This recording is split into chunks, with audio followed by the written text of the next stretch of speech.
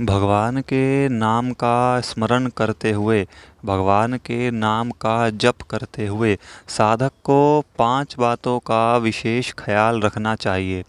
अब देखो, आप कहोगे कि भाई भगवान के नाम का जप तो करते हैं, फिर उसके बाद हमें और भी चीज़ें ध्यान में रखने की क्या आवश्यकता। तो देखो, होता क्या है कि ऐसे समझो जैसे कोई बीमार हो, उसे कोई डॉक्टर कोई दवाई दे, उसके साथ में वो उसको परहेज़ भी बताता है कि आपको ये दवाई लेनी है, ये आपको बीमारी है, इस दवाई से ये बीमारी ठीक हो जाएगी और साथ में आपको ये परहेज़ करना है। उदाहरण के तौर पर कि जैसे आपको आलू नहीं खाना है, वो डॉक्टर बताता है। अब जो बीमार व्यक्ति है वो दवाई तो खाए साथ-साथ और परहेज ना करे, यानी कि आलू खाने लग जाए, तो क्या होगा कि उसकी बीमारी वहीं की वहीं रहेगी। क्यों? क्योंकि जो उसे नहीं करना चाहिए था, दवाई खाने के साथ साथ वो भी करने लगा। तो ठीक ऐसे ही उसको बिल्कुल ठीक होने के लिए दवाई भी खानी है और साथ में परहेज भी करना है। तो बिल्कुल ठीक ऐसे ही भक्ति मार्ग पर, साधना मार्ग भी ऐसा ही है कि हमें भगवान की भक्ति करते हुए, यानी कि हमारा मन बीमार है, तो भगवान के नाम जप रूपी दवाई को लेते हुए कुछ ऐसी चीज़ें भी हैं जो परहेज के रूप में हैं कि जो हमको नहीं करनी चाहिए। तो उनमें मुख्यतः ये 5 बातें हैं, मैं आपको बता रहा हूँ, ध्यान से सुनना, ध्यान से समझना। सबसे पहली बात तो देखो, पाप कर्म हमसे ना हो। कम से कम देखो 3 तरह के होते हैं, शरीर से, वाणी से और मन से। तो हमारा ये प्रयास रहे कि कम से कम शरीर से और वाणी से तो बिल्कुल ही ना हो। अब मन से हमने किसी के बारे में कुछ सोच लिया गलत, हम मन से हमारा कोई पाप बन रहा है, तो वो देखो धीरे धीरे नाम जप करते हुए ही आगे चल कर के वो चीज़ ख़त्म होती है। लेकिन हमारी तरफ से हमारा प्रयास रहे कि हम अपने शरीर से कोई पाप ना करें, हम अपनी वाणी से किसी भी तरह का कोई पाप ना करें। वाणी का पाप होता है कि जैसे हम किसी को कुछ भला बुरा कह रहे हैं, कुछ जला कटा कह रहे हैं, तो वो हमारी वाणी का पाप है, हमारी वाणी उसमें नष्ट हो रही है, हमारे पाप उसमें बढ़ रहे हैं। तो सबसे पहली बात, जैसे जैसे करते हुए हम भगवान का नाम जप करते करते आगे बढ़ें, वैसे वैसे हम अपने पाप कर्मों पर मतलब थोड़ा सा ध्यान रखें कि हमारी तरफ से कोई भी पाप कर्म ना बने। दूसरी बात, हमें ये ध्यान रखना है कि व्यर्थ चर्चा ना हो।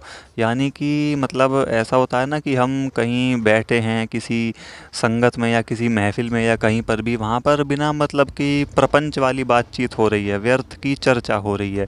इससे क्या होता है कि मतलब हमारी वाणी का संयम टूटता है। हमारे एक तो सबसे बड़ी बात कि भगवान के नाम का जप टूटता है। हम भाई वाणी से भगवान का नाम जपते हैं, नाम स्मरण करते हैं, और उस वाणी को हमने नाम जप से हटा करके किसी ऐसी चर्चा में लगा दिया जिसका कोई अर्थ नहीं है, जिसका कोई मूल्य नहीं है, यानी कि व्यर्थ चर्चा।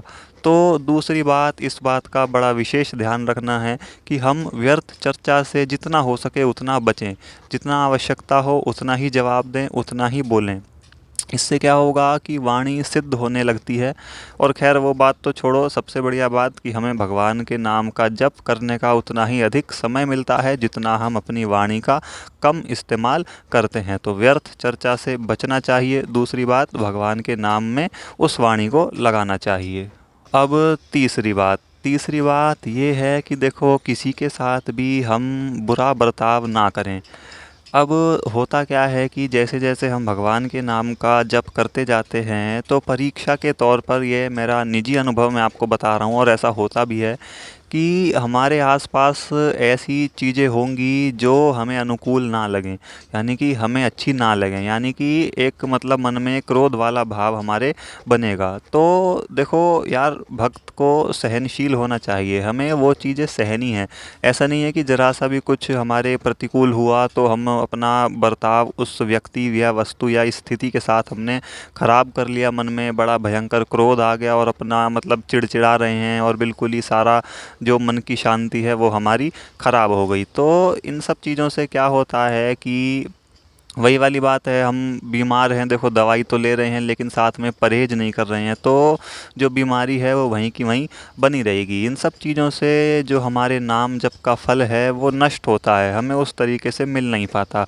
तो तीसरी बात, इस बात का बड़े अच्छे से ध्यान रखना चाहिए कि हमारा जो बर्ताव है, हमारा जो स्वभाव है वो सभी के साथ मधुर बना रहे, कोमल बना रहे, अच्छा बना रहे, किसी के साथ भी हम बुरा बर्ताव ना करें, चिड़चिड़ेपन वाला, क्रोध वाला भाव हमारा ना बने। अब चौथी बात देखो, ध्यान से समझना, बड़ी विशेष बात है कि भगवान के नाम की चेष्टा बनी रहे हमारे अंदर।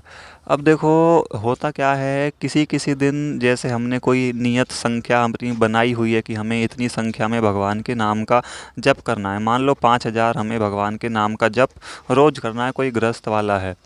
अब किसी किसी दिन क्या पता उस व्यक्ति के पास सुबह थोड़ा ज़्यादा समय हो तो उसने अपना जप पूरा कर लिया हो, फिर ऐसा नहीं होना चाहिए कि पूरे बाकी के बचे हुए दिन हम भगवान का नाम ही ना लें, हम नाम स्मरण ही ना करें, ऐसा नहीं।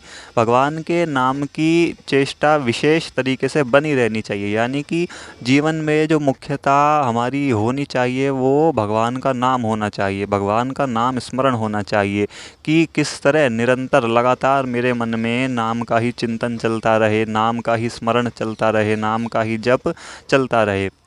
तो कभी किसी दिन जप कम हो जाए तो मन में दुख का भाव बने कि भाई आज तो हमारा बहुत कम जप हुआ, और ये भाव तो बिल्कुल से बन गलती से भी बन ही ना जाए कि आज तो हमने बहुत सारा जप कर लिया, कि देखो भाई भगवान का नाम जितना जपा जाए उतना कम है, ये कभी भी पूरा होता ही नहीं है। तो चौथी बात, हमें इस भाव का ध्यान रखना है कि मन में हमेशा भगवान के नाम की चेष्टा बनी रहनी चाहिए, हमारी उत्सुकता, हमारी तल्लीनता भगवान के नाम में बनी रहनी चाहिए। और आखिरी बात, भगवान के नाम जप करते हुए हमें क्या ध्यान रखनी है कि भगवान की कृपा पर विश्वास। अब देखो बड़ी ये मतलब थोड़ा सा गूढ़ विषय है, चर्चा बहुत लंबी होती है इस पर, लेकिन मैं संक्षिप्त में फिर भी बता दे रहा हूँ कि होता क्या है, जब हम भगवान के नाम का जप करना शुरू करते हैं शुरुआती साधकों में, तो कुछ खासा ऐसा निजी अनुभव होता नहीं है। क्यों?